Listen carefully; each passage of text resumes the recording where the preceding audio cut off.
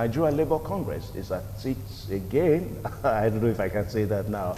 But if you have been reading the papers, you would have read that they have given the federal government this time a kind of a 9 days ultimatum that is going to expire on the 8th. If by on the 8th nothing happens, then there's going to be a kind of a rally. Then by on the 9th of this very month of January, the Nigeria Labour Congress is going on strike. Now, you would have been following all the stories, talking about the arguments about the minimum wage sometime around, it started around March 2018, and sometime in June, we had some kind of agreements was made. But again, it was also said that there was never any agreements that were made. Then sometime in October and November, it was then said that 30,000 naira was agreed upon to be paid as minimum wage in Nigeria. Then the stories that came, about that was that the governors, under the aegis of the Governors Forum, now said that they cannot pay the 30,000 naira as minimum wage in Nigeria because all the states don't get equal allocation. Now, this time, the NSC has said that if by on the night nothing is done, that as a matter of fact, that if the federal government does not send the agreement, so to say now, to the National Assembly for ratification, it then means that they will go on strike. Well, to look at all this morning, we are so privileged to have Mr. Money Mike Modesty Itwa, who is a labor devotee, and of course he's the Assistant Secretary General of the Nigeria Union of Teachers, NUT Edo State Wing. Sir, you're welcome to this program this morning on Evans, good morning. And Happy New Year. Happy New Year. Thank you for having me. The year, good morning. Yeah, the year is so new and so relaxed. Everybody is expecting to start on a good note. Only that Labour, it's kind of desiring to start, on not to a very good note. I don't know, how can Nigerians come in terms with that now? Well, the year is starting new. I don't forget that businesses and transactions that were not completed last year are not going to be abandoned. Definitely, the businesses will continue, whatever from today. So the issue of minimum wage, we're already on it, and the government had not yielded to what has been agreed. Therefore, the business will continue. Labor will say the struggle continues, it doesn't end. For us, until we get what we want, we will continue to agitate. But briefly, let me take you back to memory lane and to inform our viewers that the struggle for this present day minimum wage we are talking about started as far back as 2016, when organized labor, made up of NSA and TUC, sent a memo to the federal government asking for over 50,000 as the new minimum wage. By law, every 6 years, maximum, the wage is supposed to be reviewed positively, upwards, so to speak. The last was in 2011. To date, we have not had. Who is supposed to review the wage? It's a constitutional matter. I know. And it belongs to the exclusive legislative list. Okay, how come the Labour is now fighting for... let me just... One would have expected that the agitation comes from the legislature. No, the legislature is not the one asking for minimum wage. The agitation definitely will come from the Labour side, because the government most times will not want to take the bull by the horn to do the needful.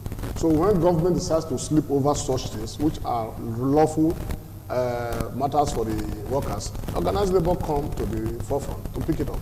So that was how it all started. Let it be also mentioned here that the Nigeria Labour Congress is one of the trade centers today who are agitating for this minimum wage. Though NSC has been the old horse in the forefront, we wish to mention that the Trade Union Congress of Nigeria and the United Labour Congress, USC, are all partners in this struggle. Therefore, I want to respectfully say that those two other strategic partners are very much in good working relationship with Nigeria Labour Congress, though you are hearing the voice of the NSC louder on the issue. They are working in unison, and all Nigerian workers, I mean all Nigerian workers, in both the public and the private sectors of this country, are united on this matter.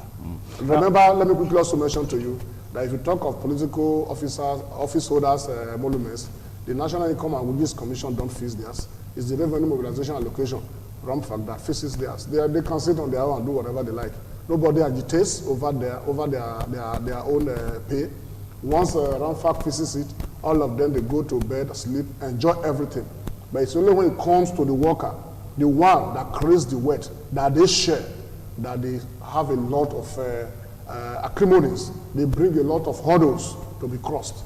But we are ready, strongly very ready for this fight. Okay, but let me also quickly ask you, before we go to some other issues. Now, why is it that it seems that Labour always strike during this time of, of our life as Nigerians? I mean, election is just only some few weeks away. That is not very correct. Let's put the record straight too. Like I said, you will recall that the Minister of Labour and Productivity, Dr. Chris Ngige, when the committee was put up by the federal government, it was made up of the delegation from government side, and the chairman was the former head of service, Ms. Ame Papo.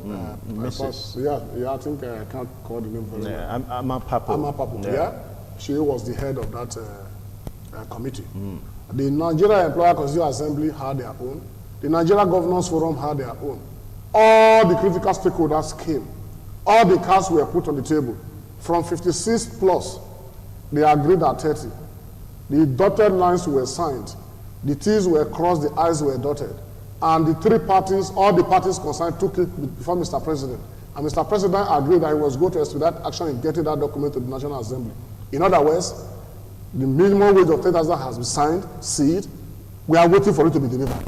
And delivery means transmit an executive bill to the National Assembly, which I can tell you are eagerly waiting to have it on the table and give it expedited action. Transmit it.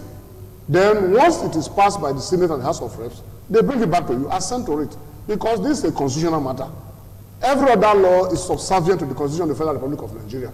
Therefore, if the governors have appended their signature, accepting that they have agreed to 30,000 minimum wage, and they all want to submit the report to the President of the Federal Republic of Nigeria, of which the President had agreed to send a draft bill to the National Assembly for amendment, only for them to go round again and started making U-turn by first of all asking, we cannot pay. We agree to pay, but we cannot pay until you increase our allocation or the revenue sharing formula. And there is one major one they have never told Nigerians, which they want to drag labor into. That one is they want to bring labor back to the negotiating table. The collective bargaining that has since been completed, the process that has since been actualized, they want to bring labor back to say since federal government is not willing, which they know technically, federal government is not ready to review the revenue in favor of states. Let me quickly ask. Let me just end this before you ask me.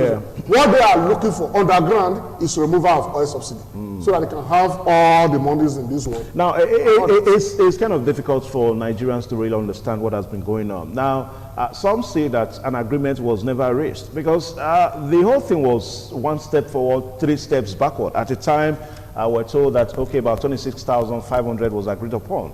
At other times, Nigerians were told that 30,000 naira was agreed upon. Then so it was also said that the governors that went there did not go there under the aegis of the Governors Forum, that they went there individually, so they could not have decided, they could not have reached an agreement for the Governors Forum. Evans, that is grossly a bunch of lies. Let me tell you, recall that last year, the Minister of Labour and Productivity pronounced by September, early last year, he pronounced that by September last year, a new minimum wage will be implemented in Nigeria. The governors have always been part and parcel of the negotiation through the representative of the Nigeria Governors Forum. A time now came, every other party had agreed. Ngige came out to tell Nigerians, where is the Governors Forum that is delaying this thing? They are not coming up with a figure. That was what led to Labour coming together to say, okay, and by so doing, the negotiation was put off synodal. That was what led to Labour coming together to say, no, you can, as you are a party to this, you cannot single-handedly put this negotiation off.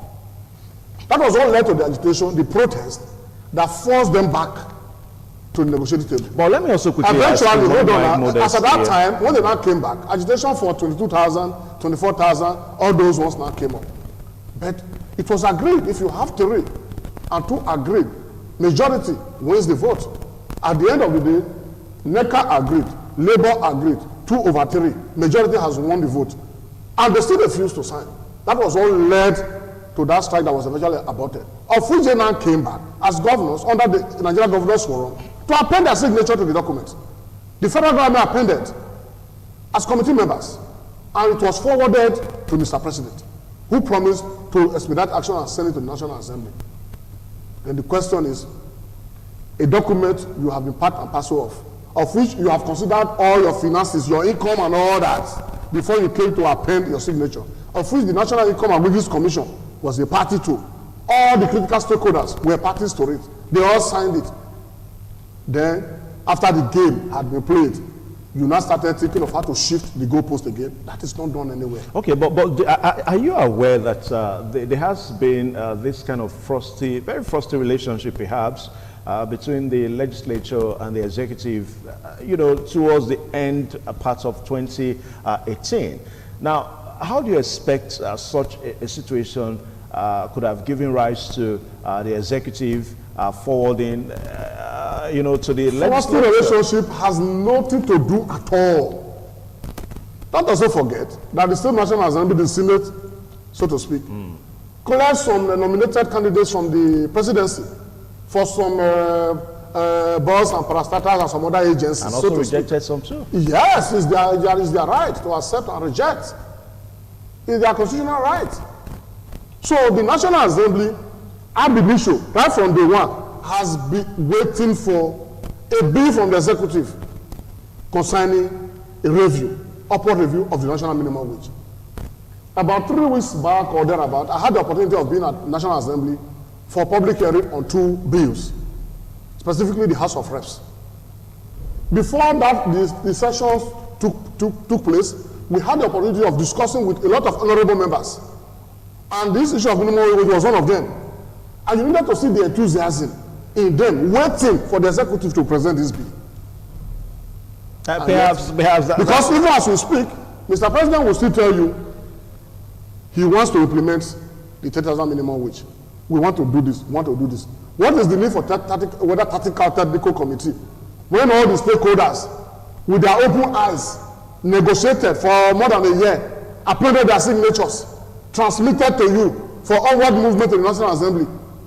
Delay tactics. Now, is it that when prayers are said, we are usually told in our local parable that when it is prayer for the big men, they will pray. When it is done for the Dalakawas and the downtrodden, they will say, may God bless all of us. That's where we are today. But we are ready, very, very ready for this. Yeah, but the legislature, some say that they are probably ready for you people because it's a kind of a way for them to get at the executive. So if the executive understands this kind of dynamics, do you think they will hurriedly send for the executive at the federal level, represented by the President of the Federation, has not said they are not paying 30,000 minimum wage. So how does the legislator come into this? The legislator is even happy that the legislation was already at its end, waiting for the bill to come. So there's nothing, the legislation has nothing to negatively about so where do you think the problem is now? The problem is the lack of political will by Mr. President to transmit the document. The lack of political will. I just read recently the Governors Forum issuing a statement that allocations from revenue accruing to states have fallen from whether 800 billion to 500 billion. If the Governors Forum are of that opinion, do you think the presidency can single-handedly transmit? That's why I told you it's on the exclusive legislative list.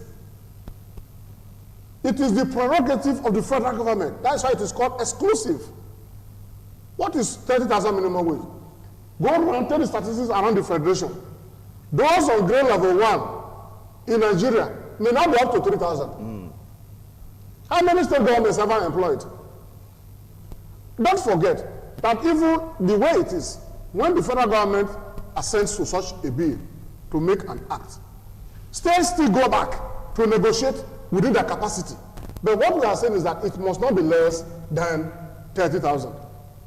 If you feel that it's top heavy, you can go into negotiation with organized labor in your state, made up of JNC, MLC, TUC, UCL. You go into negotiation. Then they will not sit down to say, okay, the resources available to state A that is ready to pay completely as applicable in the federal is not what is applicable to us. Let us be transparent to ourselves. Governor put the cards on the table. The workers themselves know what is coming because they are the ones managing the resources for government. Okay, 100% is this. Let's agree with what is available, which we are convinced about. 100% may not be doable. Let us collectively agree at social grade 60%, social grade 70%, social grade 80%. Then for grade level 1, 100%.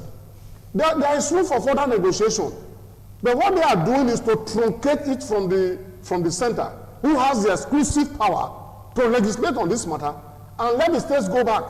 The private sector is not angry about this matter because they have agreed since that they will pay 30,000 minimum wage.